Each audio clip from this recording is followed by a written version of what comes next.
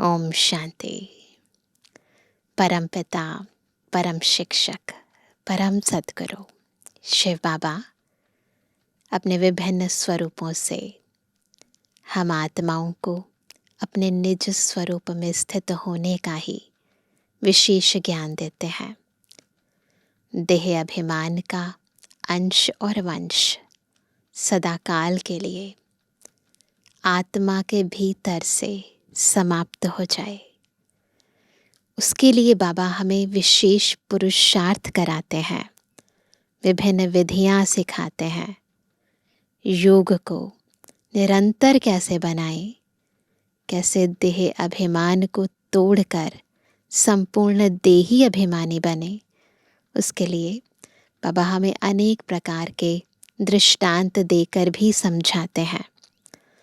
परंतु मनुष्य आत्मा जब तक स्वयं अंदर से दृढ़ निश्चय नहीं कर लेती, जब तक अपने भीतर के पर्दे को हटाने के लिए दृढ़ संकल्प नहीं कर लेती, तब तक ईश्वरीय ज्ञान, ईश्वरीय शक्तियाँ, ईश्वरीय गुण आत्मा के अंतर में धारण हो नहीं पाते। इसलिए यथार्थ रीति बाबा को जानना, पहचानना, एकांत में रहकर ईश्वरीय ज्ञान का मनन और मंथन करना बहुत ज़रूरी है, ताकि अंतर की मैल निकले और ईश्वरीय ज्ञान की शुद्धता, पवित्रता भीतर धारण हो। तो आज की मुरली देह अभिमान के अंश और वंश को कैसे त्याग करना है, ये सिखा रही है। सुनते हैं प्यारे बाबा के मधुर महावाक्य। आज है 28 अक्टूबर 2025। बाबा के महावाक्य हैं, मीठे बच्चे, तुम्हें संगम पर सेवा करके गायन लायक बनना है, फिर भविष्य में पुरुषोत्तम बनने से तुम पूजा लायक बन जाएंगे। सेवा करेंगे, गायन लायक बनेंगे, और फिर जब आत्मा उत्तम बन जाएगी, पवित्र बन जाएगी, तो पूजा लायक बनेगी। प्रश्न है, कौन सी बीमारी जड़ से समाप्त हो तब बाप की दिल पर चढ़ेंगे? कौन सी है वो बीमारी जिसने सारी बीमारियां पैदा की हैं? कौन सी है? उत्तर है पहला, देह अभिमान की बीमारी। इसी देह अभिमान के कारण सभी विकारों ने महारोगी बनाया है। यह देह अभिमान समाप्त हो जाए तो तुम बाप की दिल पर चढ़ो। दूसरा, दिल पर चढ़ना है तो विशाल बुद्धि बनो, ज्ञान चिता पर बैठो, रूहानी सेवा में लग जाओ और वाणी चलाने के साथ साथ बाप को अच्छी रीति याद करो। आज का गीत है, जाग सजनिया जाग, नवयुग आया।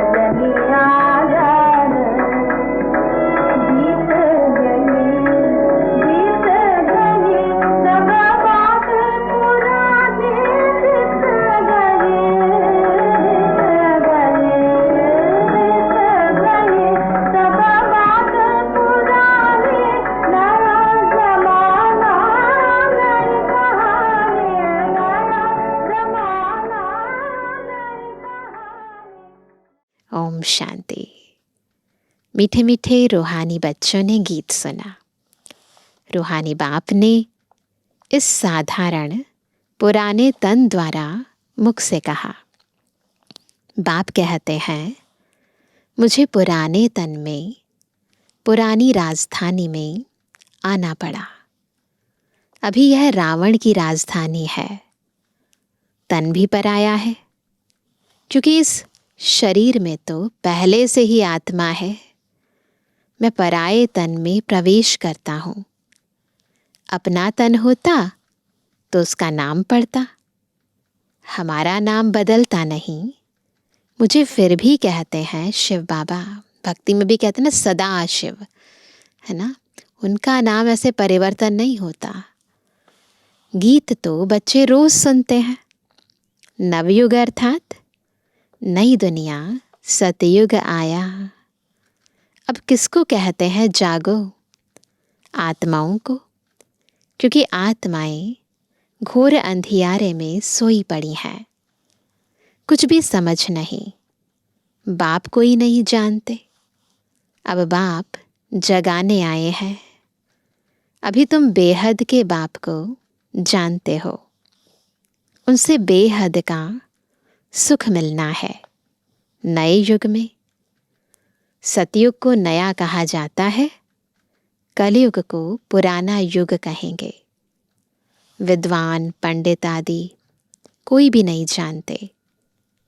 कोई से भी पूछो नया युग फिर पुराना कैसे होता है, तो कोई भी बता नहीं सकेंगे।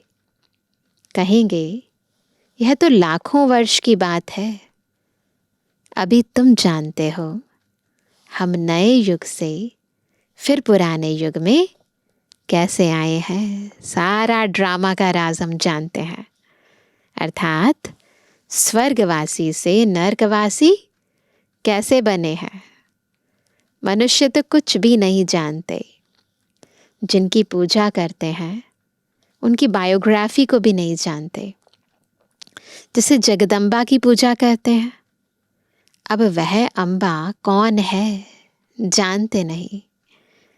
अम्बा वास्तव में माताओं को कहा जाता है, परंतु पूजा तो एक की होनी चाहिए। शिव बाबा का भी एक ही अव्यभिचारी यादगार है। अम्बा भी एक है ना। आत्मा तो एक है ना, परंतु जगत अम्बा को जानते नहीं। यह है जगत अम्बा और लक्ष्मी है जगत की महारानी। आत्मा वही है। हर युग में आत्मा के कर्म बदलते हैं और उस कर्म के साथ संस्कार भी अलग हो जाते हैं। तो आत्मा वही है, पार्ट अलग अलग है। संगम युग पर वही आत्मा जगदम्बा है और सतयुग में वही आत्मा लक्ष्मी है, महारानी है जगत की। तुमको पता है कि जगत अम्बा कौन है और जगत महारानी कौन है। यह बातें कभी कोई जान ना सके। लक्ष्मी को देवी और जगत अम्बा को ब्राह्मणी कहेंगे। ब्राह्मण संगम पर ही होते हैं। इस संगम युग को कोई नहीं जानते। प्रजापिता ब्रह्मा द्वारा नई पुरुषोत्तम सृष्टि रची जाती है। पुरुषोत्तम तुमको वहां देखने में आएंगे। इस समय तुम ब्राह्मण गायन लायक हो। बाबा की सेवा करते हैं तो गायन लायक बनते हैं। फिर जब आत्मा और शरीर दोनों पवित्र बन जाते हैं तो हमारी उस सूरत और मूरत की पूजा की जाती है। सेवा कर रहे हो, फिर तुम पूजा लायक बनेंगे।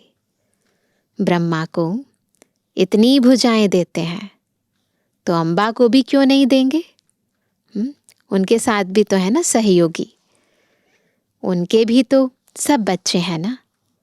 माँ बाप ही प्रजापिता बनते हैं। बच्चों को प्रजापिता नहीं कहेंगे। लक्ष्मी नारायण को कभी सतयुग में जगत पिता जगत माता नहीं कहेंगे। वो तो अपने बच्चों के माता पिता हैं। प्रजापिता का नाम बाला है। जगत पिता और जगत माता एक ही है। बाकी हैं उनके बच्चे। अजमेर में प्रजापिता ब्रह्मा के मंदिर में जाएंगे, पुष्कर में है ना। तो कहेंगे बाबा, क्योंकि है ही प्रजापिता, वहाँ भी बाबा कहेंगे क्योंकि वो प्रजापिता है ना, है तो पिता ना हमारा। हद के पिताएं बच्चे पैदा करते हैं तो वह हद के प्रजापिता ठहरे। यह है बेहद का। शिव बाबा तो सब आत्माओं का बेहद का बाप है। यह भी तुम बच्चों को कंट्रास्ट लिखना है, हद और बेहद का कंट्रास्ट है ना। जगत अम्बा सरस्वती है एक। नाम कितने रख दिए हैं, कितने सारे नाम हैं, दुर्गा, काली, संतोषी, वैष्णवी, कितने नाम हैं। अम्बा और बाबा का है ना, अम्बा और बाबा के तुम सब बच्चे हो। यह रचना है ना। प्रजापिता ब्रह्मा की बेटी है सरस्वती, उनको अम्बा कहते हैं। बाकी हैं बच्चे बच्चियां, ये समझना है, मम्मा अम्बा है, बाकी हम सभी बच्चे और बच्चियां हैं सब एडॉप्टेड। इतने सब बच्चे कहाँ से आ सकते हैं? यह सब है मुख वंशावली। मुख से स्त्री को क्रिएट किया तो रचता हो गया। कहते हैं ये मेरी है ना। ये भी जैसे एडॉप्शन हुई ना, तो मुख से कहा कि ये मेरी है, मैंने इनसे बच्चे पैदा किए हैं। यह सब है एडॉप्शन। यह फिर है ईश्वरीय मुख द्वारा रचना। आत्माएं तो हैं ही, वो एडॉप्टेड नहीं है। आत्माएं तो अनादिकाल से बाबा के बच्चे हैं ही हैं। उनको एडॉप्टेड नहीं कहा जाता है। उनको नहीं कहेंगे कि ये एडॉप्ट किए गए हैं, तो उनको एडॉप्ट नहीं किया जाता है। बाप कहते हैं तुम आत्माएं सदैव मेरे बच्चे हो। फिर अभी मैं आकर प्रजापिता ब्रह्मा द्वारा बच्चों को एडॉप्ट करता हूँ। बच्चों यानी आत्माओं को नहीं एडॉप्ट करते, बच्चे और बच्चियों को करते हैं। आत्मा जब देह धारण करती है तब बाबा उनको एडॉप्ट करते हैं ब्रह्मा के द्वारा। बाकी हम आत्माएं तो बाबा के बच्चे हैं ही। तो यह भी बड़ी सूक्ष्म समझने की बातें हैं। इन बातों को समझने से तुम यह लक्ष्मी नारायण बनते हो। कैसे बने यह हम समझा सकते हैं। कैसे ये लक्ष्मी और नारायण बने, वो तरीका बाबा ने कौन सा एडॉप्ट किया, कैसे ज्ञान और योग के बल से ये ऐसे बने, ये बातें केवल हम जानते हैं। क्या ऐसे कर्म किए जो यह विश्व के मालिक बने? तुम प्रदर्शनी आदि में भी पूछ सकते हो। तुमको मालूम है इन्होंने यह स्वर्ग की राजधानी कैसे ली? तुम्हारे में भी यथार्थ रीति हर कोई नहीं समझा सकते। जिनमें दैवी गुण होंगे, इस रूहानी सर्विस में लगे हुए होंगे, वह समझा सकते हैं ना। इसके लिए भी है ना, एक तो हिम्मत चाहिए, फिर प्रैक्टिस भी चाहिए। बाकी तो माया की बीमारी में फंसे रहते हैं। अनेक प्रकार के रोग हैं दुनिया में, इतने रोग हैं। शारीरिक रोग भी बहुत सारे हैं, फिर ये रोग भी, मानसिक रोग बहुत सारे हैं। विकारी रोग, काम, क्रोध, लोभ, मोह, अहंकार, ईर्ष्या, द्वेष, भय, चिंताएं अनेक प्रकार की लगी हुई है। तो बाबा कहते हैं अनेक प्रकार के रोग हैं। देह अभिमान का भी रोग है। इस जड़ है सारे रोगों की ना। इन विकारों ने ही तुमको रोगी बनाया है ना। बाप कहते हैं मैं तुमको पवित्र देवता बनाता हूँ। तुम सर्वगुण संपन्न, 16 कला संपूर्ण, संपूर्ण निर्विकारी, पवित्र थे, अभी पतित बन गए हो। बेहद का बाप ऐसे कहेंगे। इसमें निंदा की बात नहीं, यह समझाने की बात है ना। बाबा की बातों को ऐसे नहीं दिल पे लेना है ना। ये निंदा नहीं करते बाबा, हमारी बुराई नहीं करते, समझाने के लिए बताते हैं। भारतवासियों को बेहद का बाप कहते हैं, मैं यहाँ भारत में आता हूँ। भारत की महिमा तो अपरम अपार है। यहाँ आकर नर्क को स्वर्ग बनाते हैं, सबको शांति देते हैं। तो ऐसे बाप की भी महिमा अपरम अपार है। ऐसे बाप की महिमा भी अपरम अपार है, पारावार नहीं, अनंत है ना। जगदम्बा और उनकी महिमा को कोई भी नहीं जानते। इनका भी कंट्रास्ट तुम बता सकते हो। यह जगदम्बा की बायोग्राफी, यह लक्ष्मी की बायोग्राफी। वही जगदम्बा फिर लक्ष्मी बनती है, फिर लक्ष्मी 184 जन्मों के बाद जगत अम्बा होगी। चित्र भी अलग अलग रखने चाहिए। दिखाते हैं लक्ष्मी को कलश मिला, परंतु लक्ष्मी फिर संगम पर कहाँ से आई? वह तो सतयुग में हुई। यह सब बातें बाप समझाते हैं। चित्र बनाने के ऊपर जो मुकर्रर हैं, उनको विचार सागर मंथन करना चाहिए, तो फिर समझाना सहज होगा। इतनी विशाल बुद्धि चाहिए, तब दिल पर चढ़े। जब बाबा को अच्छी रीति याद करेंगे, ज्ञान चिता पर बैठेंगे, तब दिल पर चढ़ेंगे। क्या करना है? जब बाबा को अच्छी रीति याद करेंगे, ज्ञान चिता पर बैठेंगे, तो दिल पर चढ़ेंगे। ऐसे नहीं कि जो बहुत अच्छी वाणी चलाते हैं वह दिल पर चढ़ते हैं। नहीं, बाप कहते हैं दिल पर अंत में चढ़ेंगे, नंबरवार पुरुषार्थ अनुसार, जब देह अभिमान खत्म हो जाएगा, है ना, तब बाबा के दिल पर चढ़ेंगे। बाप ने समझाया है, ब्रह्म ज्ञानी ब्रह्म में लीन होने की मेहनत करते हैं, परंतु ऐसे कोई लीन हो नहीं सकता। बाकी मेहनत करते हैं, उत्तम पद पाते हैं। ऐसे ऐसे महात्मा बनते हैं जो उनको प्लेटिनियम में वजन करते हैं, है ना। ऐसे ऐसे हैं महात्मा जिनको प्लेटिनियम में वजन करते हैं, क्योंकि ब्रह्म में लीन होने की मेहनत तो करते हैं ना। तो मेहनत का भी फल मिलता है। उनकी इतनी वैल्यू करते हैं ना उनके भक्त। बाकी मुक्ति, जीवन मुक्ति नहीं मिल सकती। तुम बच्चे जानते हो, अब यह पुरानी दुनिया गई कि गई। इतने बॉम्ब्स बनाए हैं, रखने के लिए थोड़ी बनाए हैं। तुम जानते हो, पुरानी दुनिया के विनाश लिए यह बॉम्ब्स काम आएंगे।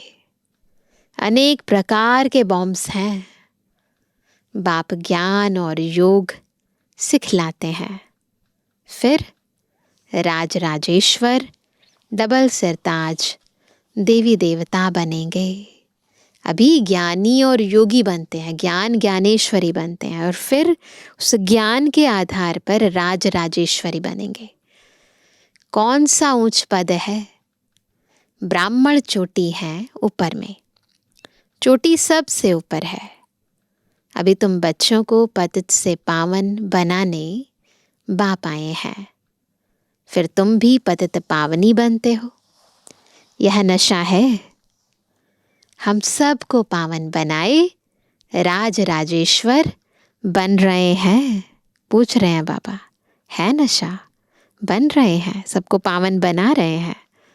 नशा हो तो बहुत खुशी में रहे।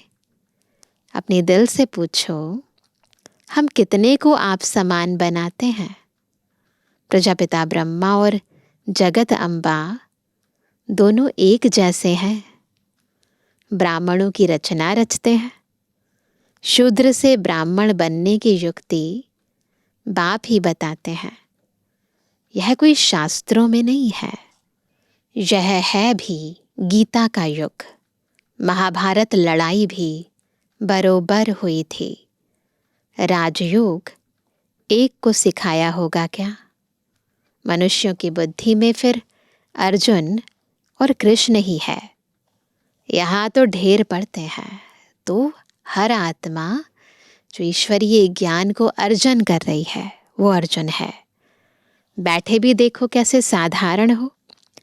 छोटे बच्चे अल्फ बे पढ़ते हैं ना, तुम बैठे हो, तुमको भी अल्फ बे पढ़ा रहे हैं। ये आध्यात्मिक विश्वविद्यालय है ना, यहाँ पर स्पिरिचुअल नॉलेज पढ़ाई जाती है। तो स्पिरिचुअलिटी के अंदर अल्फ और बे क्या है ना, आत्मा परमात्मा राजयोग क्या है वो बाबा सिखाते हैं।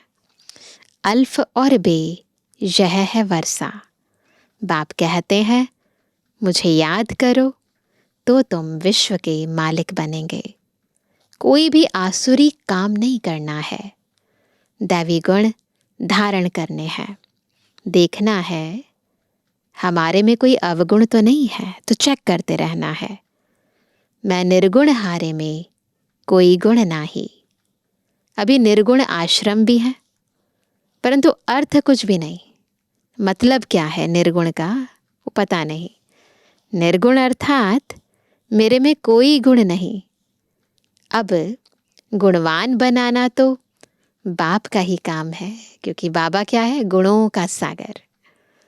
बाप के टाइटल की टोपी फिर अपने ऊपर रख दी है। बाप कितनी बातें समझाते हैं, डायरेक्शन भी देते हैं। जगत अम्बा और लक्ष्मी का कंट्रास्ट बनाओ। ब्रह्मा सरस्वती संगम के, लक्ष्मी नारायण है सतयुग के। यह चित्र है समझाने के लिए। सरस्वती ब्रह्मा की बेटी है। पढ़ते हैं मनुष्य से देवता बनने के लिए। ये बातें यथार्थ समझानी है, कंट्रास्ट करके समझानी है। अभी तुम ब्राह्मण हो, सतयुगी देवता भी मनुष्य ही है, परंतु उन्हों को देवता कहते मनुष्य कहने से जैसे उनकी इंसल्ट हो जाती है। इसलिए देवी देवता व भगवान भगवती कह देते हैं। अगर राजा रानी को भगवान भगवती कहें तो फिर प्रजा को भी कहना पड़े, इसलिए देवी देवता कहा जाता है। त्रिमूर्ति का चित्र भी है। सतयुग में इतने थोड़े मनुष्य, कलयुग में इतने बहुत मनुष्य हैं। वह कैसे समझाएं? इसके लिए फिर गोला भी ज़रूर चाहिए।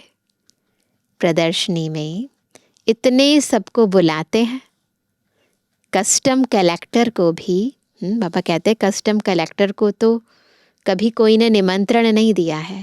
तो बाबा छोटी छोटी बातों पर ध्यान देकर बच्चों को सिखाते हैं कि कैसे सेवा करनी है। बताते हैं बाबा कि कस्टम के जो कलेक्टर है उसको तो न्योता नहीं दिया है, कभी निमंत्रण नहीं दिया है। तो ऐसे ऐसे विचार चलाने पड़े, किस किस को हम निमंत्रण दे सकते हैं। इसमें बड़ी विशाल बुद्धि चाहिए कि किन की सेवा करनी चाहिए हमें। बाप का तो रिगार्ड रखना चाहिए। हुसैन के घोड़े को कितना सजाते हैं। पटका कितना छोटा होता, घोड़ा कितना बड़ा होता है। आत्मा भी कितनी छोटी बिंदी है, उनका श्रृंगार कितना बड़ा है। यह अकाल मूरत का तख्त है ना, ब्रह्मा बाबा की भ्रुकुटी शिव बाबा का तख्त है ना। सर्वव्यापी की बात भी गीता से उठाई है। बाप कहते हैं मैं आत्माओं को राजयोग सिखलाता हूँ। फिर सर्वव्यापी कैसे होगे? अगर सब जगह है तो कौन किसको सिखला रहा है ना। तो बाबा कहते हैं फिर सर्वव्यापी कैसे होंगे? बाप टीचर गुरु सर्वव्यापी कैसे होंगे? बाप कहते हैं मैं तो तुम्हारा बाप हूँ, फिर ज्ञान सागर हूँ। टीचर भी है ना बाबा। तुमको बेहद की हिस्ट्री ज्योग्राफी समझने से बेहद का राज्य मिल जाएगा। दैवी गुण भी धारण करने चाहिए। माया एकदम नाक से पकड़ लेती है ना। हम कुछ भी अच्छा करने लगते हैं ना तो माया आ जाती है, नाक से पकड़ लेती है। चलन गंदी हो पड़ती, फिर लिखते हैं ऐसी ऐसी भूल हो गई, हमने काला मुंह कर लिया। यहाँ तो पवित्रता सिखाई जाती है। फिर अगर कोई गिरेंगे भी तो फिर उसमें बाप क्या कर सकते हैं। घर में कोई बच्चा गंदा हो पड़ता है, काला मुंह कर लेता है। दुनिया में भी बाबा बता रहे हैं, अगर घर में कोई बच्चा गंदा हो पड़ता है, काला मुंह कर देता है तो बाप कहते हैं, क्या कहते हैं, तुम तो मर जाते तो अच्छा है ना। बेहद का बाप भल ड्रामा को जानते हैं, फिर भी कहेंगे तो सही ना, ताकि बच्चे गलती ना करें। तुम औरों को शिक्षा देकर खुद गिरते हो तो 1000 गुना पाप चढ़ जाता है। कहते हैं माया ने थप्पड़ मार दिया। माया ऐसा घूंसा मारती है जो एकदम अक्ल ही गुम कर देती है। फिर दिमाग चलता ही नहीं है ना, फिर ज्ञान धारण होता ही नहीं है। बाप समझाते रहते हैं, आंखें बड़ी धोखेबाज हैं, कभी भी कोई विकर्म नहीं करना है। तूफान तो बहुत आएंगे, क्योंकि युद्ध के मैदान में हो ना, पता भी नहीं पड़ता कि क्या होगा। माया झट थप्पड़ लगा देती है ना। अभी तुम कितने समझदार बनते हो, आत्मा ही समझदार बनती है ना। बुद्धि कहाँ है, आत्मा में है ना। तो बुद्धि में ज्ञान धारण होता है, आत्मा समझदार बनती है। आत्मा ही बेसमझ थी, अब बाप समझदार बनाते हैं। बहुत देह अभिमान में है, समझते नहीं कि हम आत्मा है। बाप हम आत्माओं को पढ़ाते हैं, हम आत्मा इन कानों से सुन रही हैं। अब बाप कहते हैं कोई भी विकार की बात इन कानों से ना सुनो। बाप तुम्हें विश्व का मालिक बनाते हैं। मंजिल बहुत बड़ी है। मौत जब नजदीक आएगा तो फिर तुमको डर लगेगा। मनुष्यों को मरने के समय भी मित्र संबंधी आदि कहते हैं ना, भगवान को याद करो, या कोई अपने गुरु आदि को याद करेंगे। देहधारी को याद करना सिखलाते हैं। बाप तो कहते हैं माँ में कम याद करो। अभी एंड का टाइम है, मौत सामने है, इसलिए अब एक बाबा को याद करो। यह तो तुम बच्चों की ही बुद्धि में है कि वो एक कौन है, ये हमारी बुद्धि में है। बाप फरमान करते हैं क्या, माँ में कम याद करो। देहधारियों को याद नहीं करना है।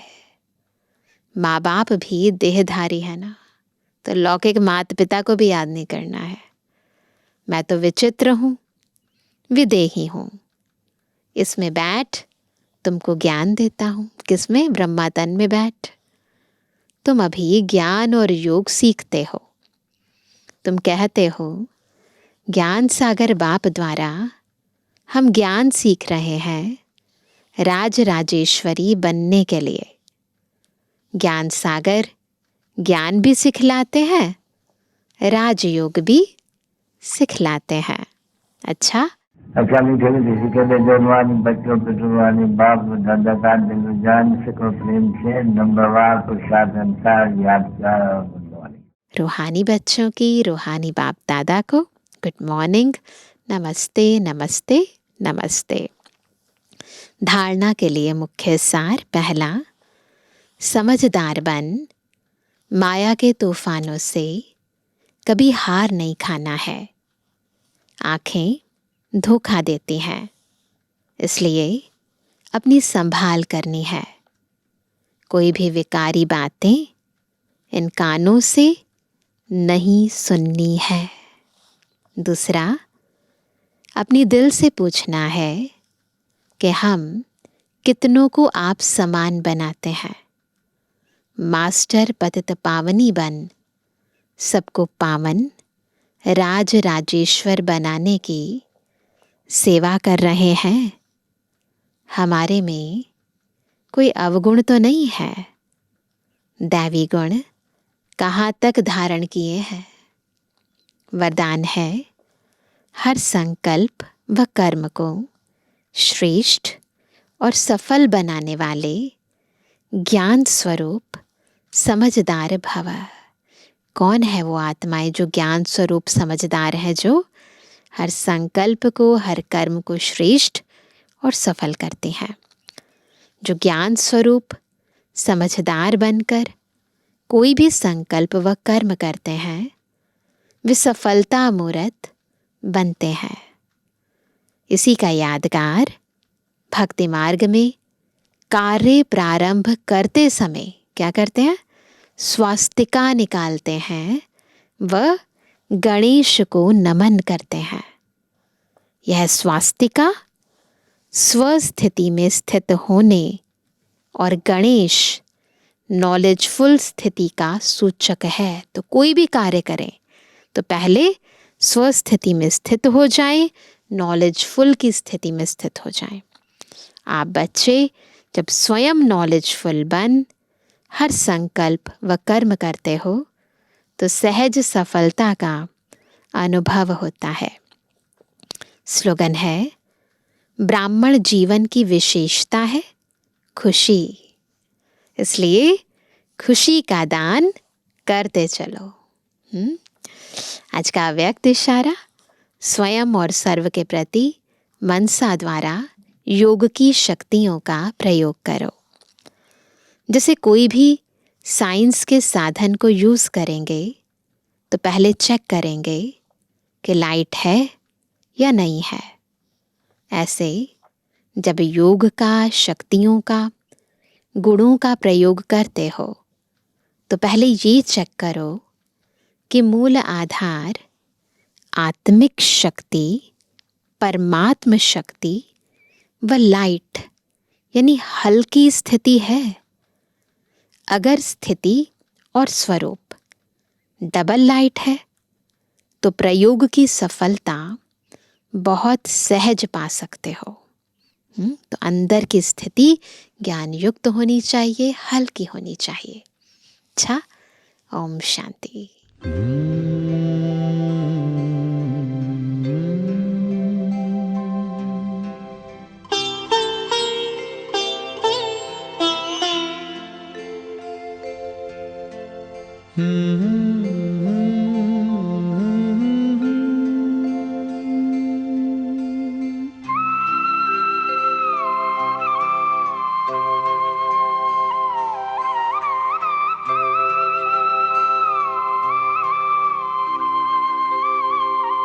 हम खुश नसीब कितने, प्रभु का मिला सहारा। हम खुश नसीब कितने, प्रभु का मिला सहारा। हम हो गए उसी के, हम हो गए उसी के, वो हो गया हमारा हमारा। हम खुश नसीब कितने, प्रभु का मिला सहारा। हम हो गए उसी के, हम हो गए उसी के, वो हो गया हमारा हमारा। हम खुश नसीब कितने, प्रभु का मिला सहारा।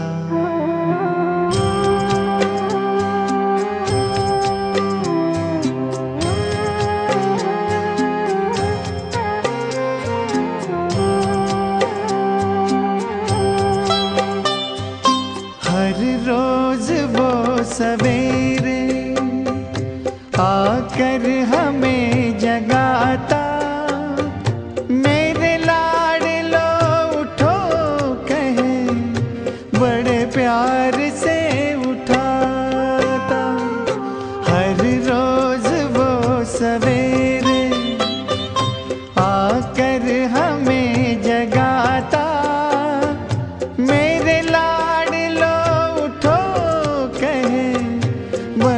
प्यार से उठाता, क्या सोते जगते हर पल देखूं वही नजारा।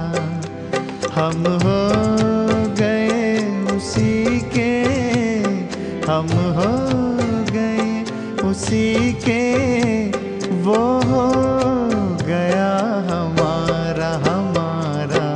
हम खुश नसीब कितने, प्रभु का मिला सहारा।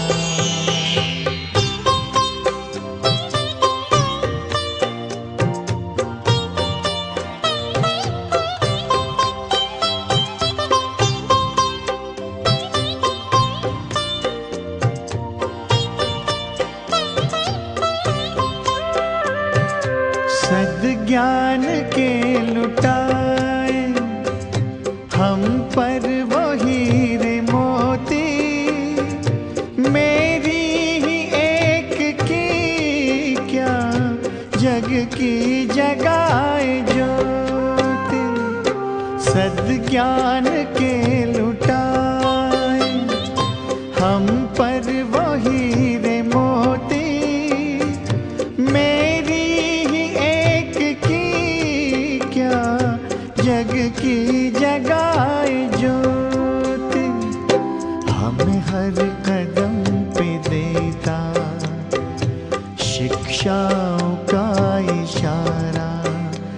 हम हो गए उसी के, हम हो गए उसी के, वो हो गया हमारा हमारा।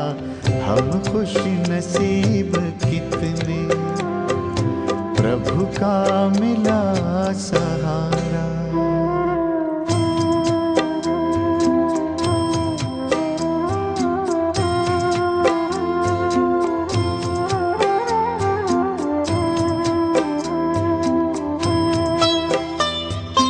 नजरों से तूने मेरी तस्वीर है सजाई, जन्मों जन्म की सुंदर तकदीर है बनाई।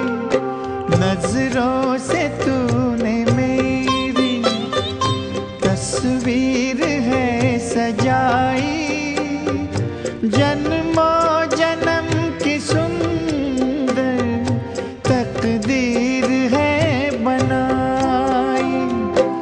आंगन में मन के मेरे जन्नत को है उतारा।